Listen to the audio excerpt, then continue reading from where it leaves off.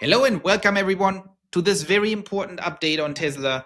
I know everyone is very excited about Tesla sales or concerned about Tesla sales. We don't know what's going on. And this video is all about Tesla sales surge in Q3 and whether the stock is next. So as you know, we have a lot of fake news circulating around. So of course, our friends at CNBC recently last week basically published this headline: Tesla sales plunge 40% in Europe as Chinese EV rival BYD's triple.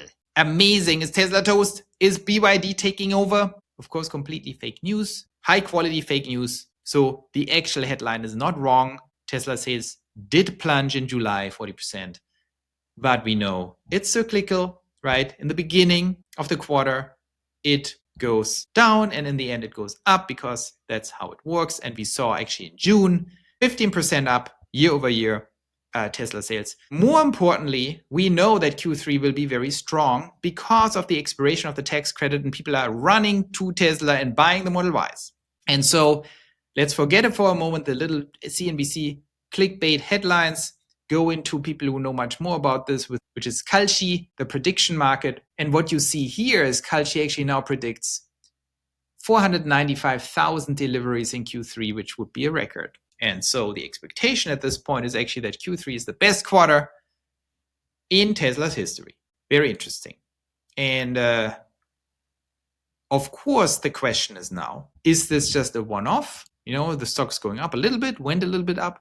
Let's see what happens. You know that I think September is a little tricky and dangerous on a macro level because there's a correction risk, seasonal correction of the markets. Of course, no one knows. I'm not a stock astrologer, but I think we have a good chance of seeing a correction, and that would drop Tesla stock 20% or something, but it would be very short-lived in my opinion. So besides that little macro risk of the markets, what are we seeing in terms of sales? I think Q3 will be very strong. I think Kalshi prediction market agrees with me. We also know that Kalshi prediction markets, I think, has the best track record of all because it's actually the wisdom of the crowds. So I think Q3, we can safely say, will be very good for Tesla. The question is now, does this all come at a terrible cost because it pulls forward demand from Q4? The tax credits expire and Q4 is going to be a total disaster. And of course, I think that is absolutely not true, but the opposite might be true because they have an ace up their sleeves, the smart people at Tesla, and that is the affordable model. The affordable model that is coming, and we can be very sure it's coming October 1st. It's coming exactly after the tax credits expire, actually a minute after, literally after midnight, because Tesla has been preparing this launch and actually planned it for Q2 or Q3, early Q3, right? They planned the launch of the affordable model for the end of the first half of 2025 or the beginning of the second half, I forgot, like July 1st. And now it's October and they delayed it because this whole tax credit expiration situation was a surprise and then they needed to rearrange. But maybe all this turned out for the best of Tesla because now they are perfectly positioned in the United States to actually move sales dramatically against the tide with an affordable model. Of course, no one knows anything about the affordable model. We have some information. It's probably a stripped down Model Y for many reasons. I know some of you have fantasies about the robo-taxi with a steering wheel, but I think it's not going to happen. Lars said it repeatedly. This is just for testing. So it's going to be a stripped down Model Y, very likely. They're not talking about it at all because there's something called the Osborne effect that you probably know about. And the Osborne effect is if you sell cars, don't tell them about the new car because they will stop buying the old car. And that's the last thing we want.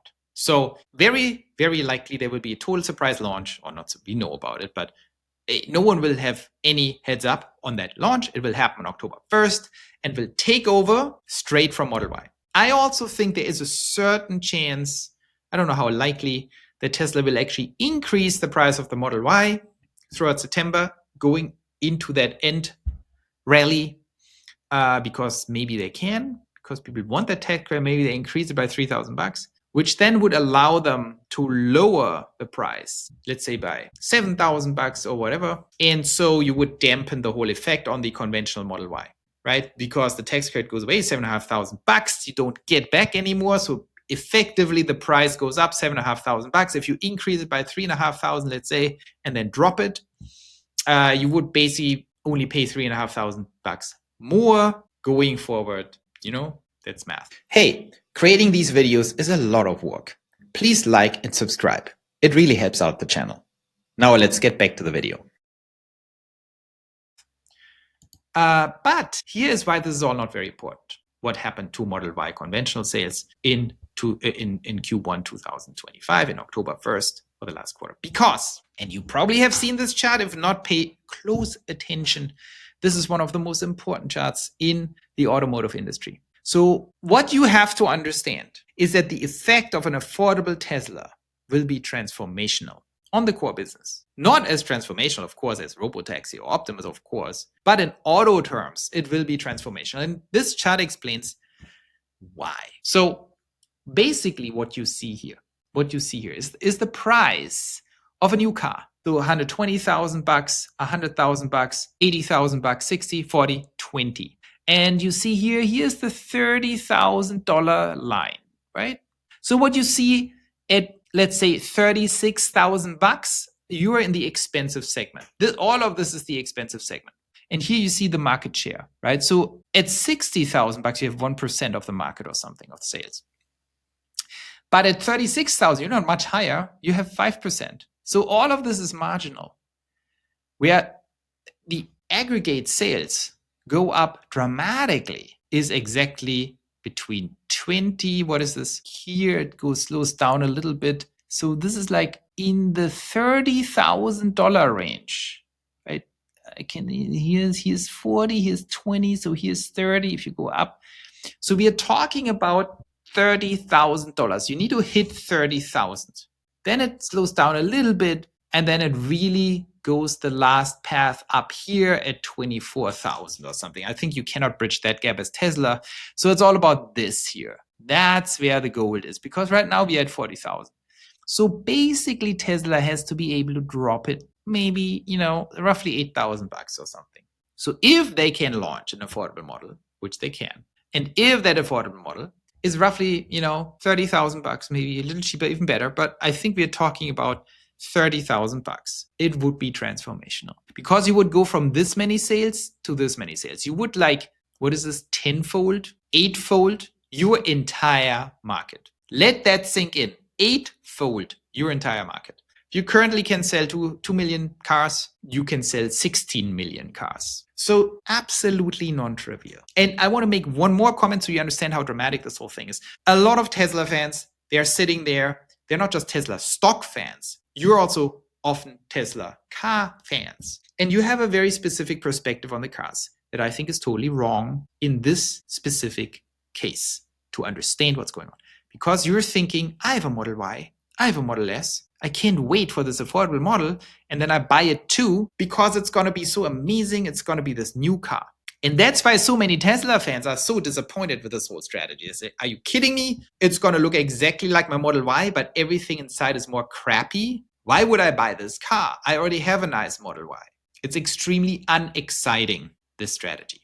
And what we need to understand as shareholders is, yes, you're right. As a car geek and Tesla Model Y owner, this is super lame and super annoying. And no Model Y owner is going to buy an affordable Model Y on top of it because it's boring. All of you guys would buy a Robotaxi with a steering wheel. Everyone would buy it. But it's not about you. It's about all these normies and normal people here that are 8 times bigger than the entire Tesla market right now. And these people, why are they buying cars? Why is this going up like crazy? Well, because of the price. Where on the scale do you see, interesting, exciting colors, spoilers, stuff? It's not on this chart. The only thing we have on the chart is market share and price. So you're now entering the territory of pure focus on price and economics. You're entering the huge middle segment buyer market where people actually care about money. They care about, I can't afford this. At 32,000, I'm out. I can only afford 30,000.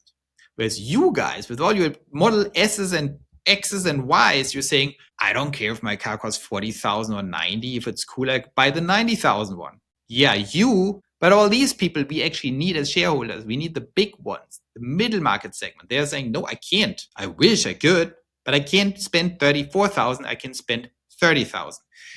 And that's why they will care much less about fanciness and stuff like that. They will care about, I want a Tesla, I want an electric car that's really, really good, and it needs to be affordable. So that's why I'm very bullish, and I think we are like having a little bit the wrong idea with all the Tesla car fans saying, how lame. No one cares about lameness. So I think we have very nice tailwinds now going into Q4. So I'm more bullish than most people on the core business in Q4. I think people underestimate the power of this curve. The affordable model is very powerful, and it's coming October 1st. And it's going to offset all the concerns about the tax credits going away. Of course, we'll take a major hit on Model Y. Of course, we'll take a major hit on Model Y because all the demand is being pulled forward into Q3. That's why Q3 is so strong. And of course, why would you buy a Model Y in October if you could have bought it in September for 7,000 or 3,000 less, whatever it is, whatever they manage to offset.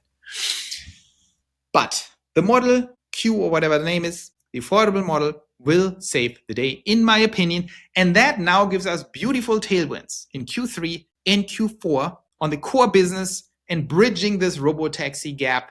Because as you know, I think the transformational inflection point for robotaxi is coming in probably April, May 2026, when robotaxi profit margins and free cash flow can hit 5% of all of Tesla. And then the wall hits the shorts. We're going to 1,000. Everyone is happy. We just have to make it there alive. And the Model Q is going to help us a lot. So always remember, because people are a little nervous right now, even though it's going up, always remember what Warren Buffett said: be fearful when others are greedy and greedy when others are fearful. Right now, people are not greedy on Tesla. They're fearful, not super fearful. But if we get a correction in September, which could easily happen, then they will be incredibly fearful and we drop to 270, whatever, where you have to remember these fundamental insights because I think it could be very, very good. And to conclude this, just some of the big winners and stocks here to look at. Palantir, great stock. I think it's overvalued and goes sideways because it's just too rich. Versus Tesla, Tesla undervalued, goes up. But people are more bullish on Palantir than on Tesla right now because Palantir went up. That's the wrong thinking. You need to buy it before it goes up, and then you need to decrease your position maybe if it goes up too much. Same with Bitcoin and Ethereum, right? Everyone said, oh, Ethereum is a loser. It went down there. Now it's going up. You have to buy when things are down, not when they're up, and that requires you to have fundamental conviction and insight. And Bitcoin and Ethereum are otherwise clear. These are the two big winners in crypto. So if one goes up and the others doesn't, don't buy the one that goes up, buy the one that doesn't, and vice versa. And then you have NVIDIA, in my opinion, is like middle ground, grows like crazy, stock goes up consistently. It's not too high, not too low, will keep going up, very likely. So always calibrate and orient in the risk space. That's what we discuss in Pioneerlands, so you don't lose track of what's really going on. When it comes to Tesla, you know now what I think and what situation we are. I think it's a good situation. Hope that was helpful. See you very soon.